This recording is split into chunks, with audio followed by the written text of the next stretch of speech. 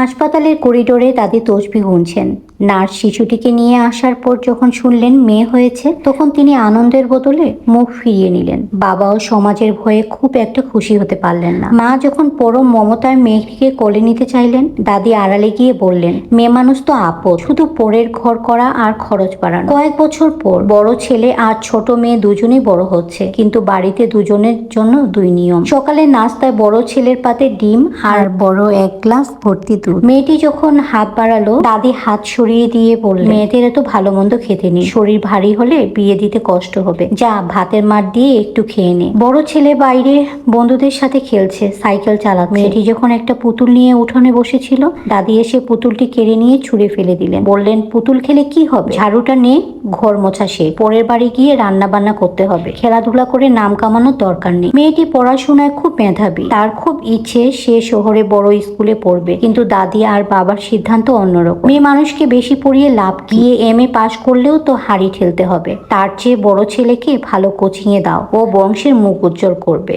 মেয়েটি কেঁদে ফেলে বলে, দাদি আমার পরীক্ষার রেজাল্ট তো ভাইয়ের চেয়ে অনেক ভালো, আমি পড়তে চাই। বাবা বলে, চুপ, মা যা বলছে তাই শোন, মেয়েদের এত জিদ ভালো না, ঘরে থাক, মাকে কাজে সাহায্য কর। মেয়েটি তার ছেঁড়া বইগুলো বুকে চেপে ধরে অন্ধকারে বারান্দায় বসে কাঁদে। তার সব অধিকার যেন এই চার দেয়ালের মাঝে বন্দী হয়ে আছে। মেয়েটির বয়স যখন মাত্র 18 বছর, বিয়ের আয়োজন শুরু হলো। দাদি উঠে পড়ে লাগলেন বিয়ে দেওয়ার জন্য।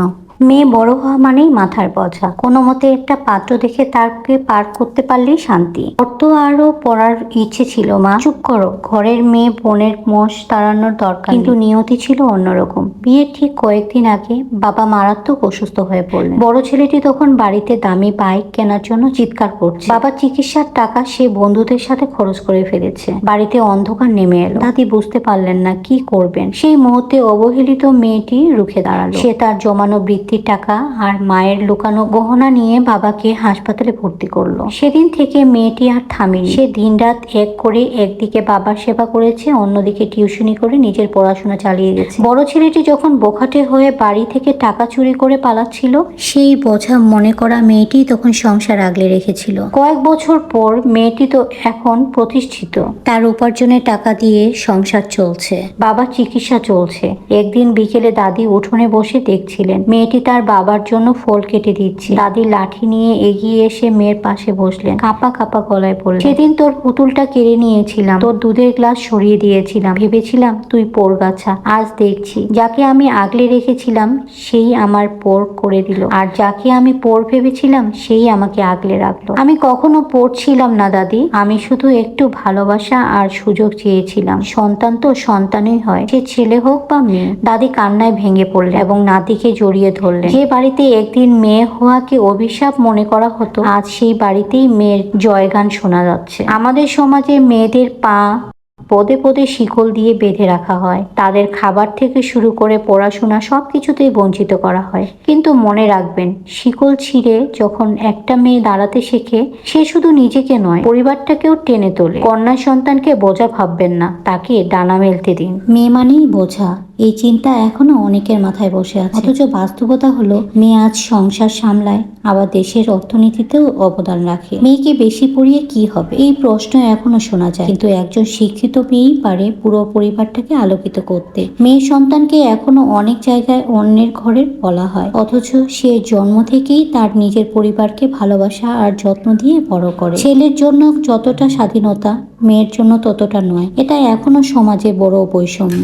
মেয়ে মানেই দুর্বল, এই ভুল ধারণা ভাঙতে হবে, কারণ সুযোগ পেলে মেয়েরাই পারে সবচেয়ে বড় পরিবর্তন আনতে। অনেক বাবা মা এখনো মেয়ের স্বপ্নকে ছোট করে দেখে, কিন্তু বাস্তবে মেয়েরাই আজ ডাক্তার, ইঞ্জিনিয়ার, উদ্যোক্তা, সব জায়গায় সফল। সবচেয়ে বড় কথা, মেয়ের সন্তান কোনো দায় নয়, বরং আল্লাহর রহমত ও আশীর্বাদ। মনে রাখবেন, একজন মেয়েকে ভালোভাবে মানুষ করা মানে একটি পুরো প্রজন্মকে সুন্দর করে গড়ে তোলা। মেয়ে সন্তানকে ছোটবেলা থেকে চুপ থাকো শেখানো হয়, কিন্তু তার মতামতই হতে পারে সবচেয়ে সঠিক। ছেলের ভুলকে বলা হয় দুষ্টুমি, আর মেয়ের একই ভুলকে বলা হয় চরিত্র। এই দ্বৈত মানসিকতা বদলাতে হবে। মেয়েরা ঘরের কাজ করবে, এটা দায়িত্ব নয়, বরং সমাজে চাপানো নিয়ম। অনেক পরিবার মেয়ের স্বপ্নের আগে বিয়ের চিন্তা ভাবনা করে, এটা তার জীবনের গতি থামিয়ে মেয়েদের। মেয়ের নিরাপত্তা নিয়ে যত চিন্তা আর তার স্বাধীনতা নিয়ে ততই অবহেলা। এটা বড় অন্যায়। মেয়ে যদি নিজের জন্য দাঁড়ায় তখন তাকে বেশি চালাক বলা হয়, কিন্তু এটাই তার